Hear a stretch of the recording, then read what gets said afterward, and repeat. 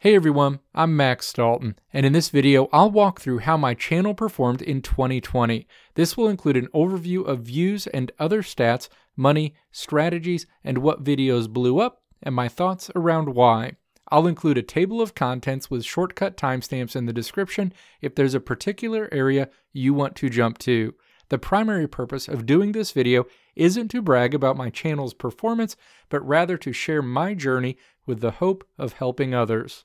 First, a little background. I've been making YouTube videos consistently since March of 2017. My goal early on was to do a better job of moving the eHow model into the video format than eHow, creating short videos that answered specific popular technology questions that I could see people were searching for. I felt like the problem eHow had in moving its content to YouTube was effectively having contractors do the work and paying them to produce higher quality content, which results in higher costs. I'm assuming those higher costs for eHow became a problem on YouTube when they discovered they either weren't breaking even or weren't seeing enough revenue after paying contractors and internal staff who supported their videos to make it worth it. I reduced my risk by creating content solo and consciously choosing lower quality content with the goal of creating more content, casting a wider net, if you will.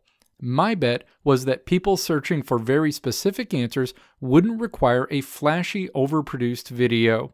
If those assumptions were proved true, that would give me a better return on my investment of time, which at low effort was roughly 2 hours per day. If you want the details about my channel's historical performance through 2019, I'll put a link in the description, and you should also see an info card that links to that video somewhere on the screen as well. So let's get into 2020, starting with stats associated with views and overall reach. In 2020, I added 233 videos to my channel, bringing the total number of videos I've published to roughly 900. At a high level, the channel saw 29.6 million views and 650,000 hours of watch time in 2020, both of which were significant improvements over 2019, as you can see in the graphic on the screen.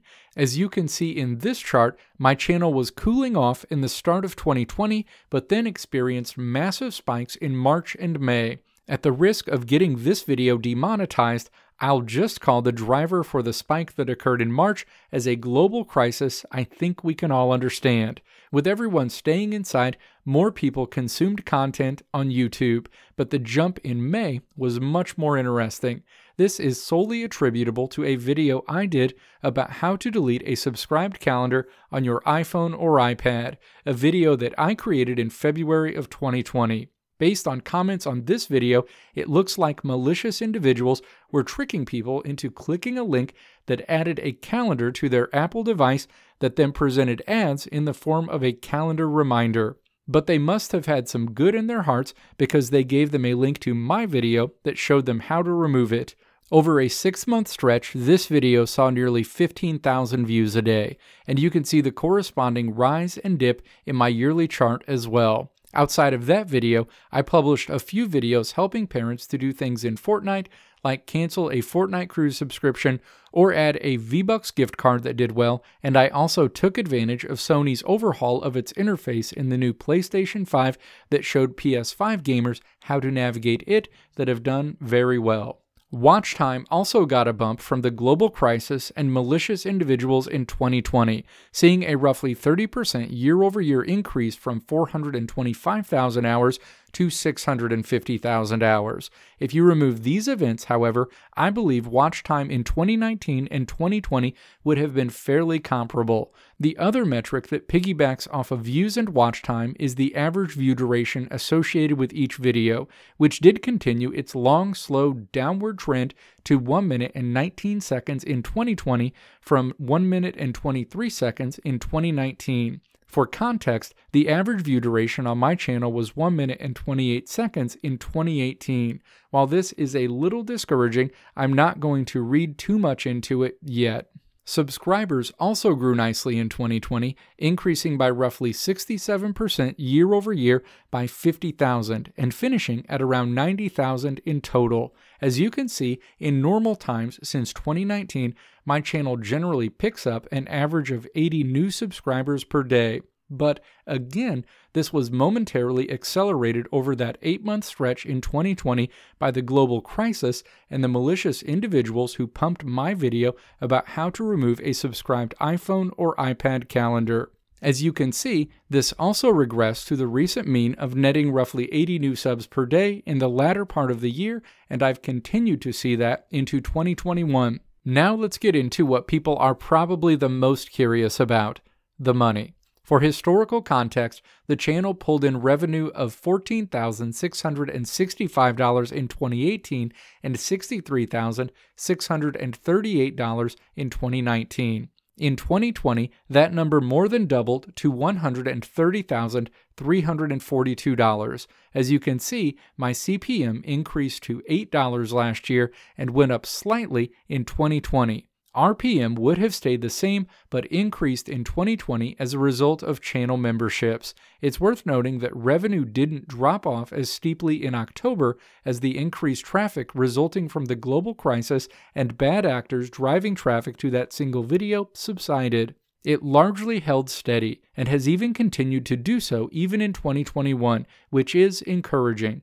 I think this is largely attributable to the way the global crisis experienced in 2020 has accelerated the shift in moving ads from traditional legacy media platforms like TV, radio, magazines, and newspapers to online platforms like YouTube and Facebook. To be clear, this shift was already underway, but the global crisis accelerated it, and I think that can be seen on a small scale in my 2020 revenue story. My high-level takeaway from looking at this data is that my YouTube channel has achieved maturity. This is as a result of an assumption that each video would be relevant for roughly 3 years.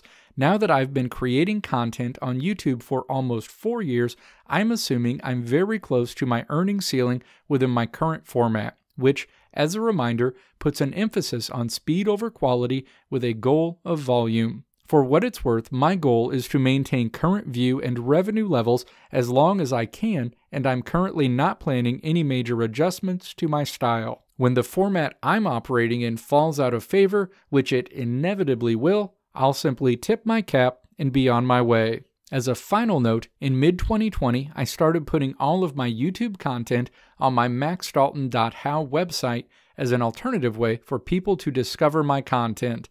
Every post includes a full transcript of what I say in the video, along with accompanying images and an embedded video for people who would prefer to consume that content in that fashion. While that site has only been up for 8 months, it's currently getting roughly 1,500 views per day, getting a meaningful amount of revenue from AdSense in its own right, and driving roughly 6,000 views per month to my YouTube videos. I'd encourage anyone interested in creating content to also put that content on their own website, as this creates additional avenues for content discovery and revenue streams. So what do I hope people get out of this? I see a lot of people who want to do YouTube but who get discouraged and give up too early before their content even has time to find an audience. You have to have a plan and recognize that this is a long game. Beyond that, it's just hard work and consistency.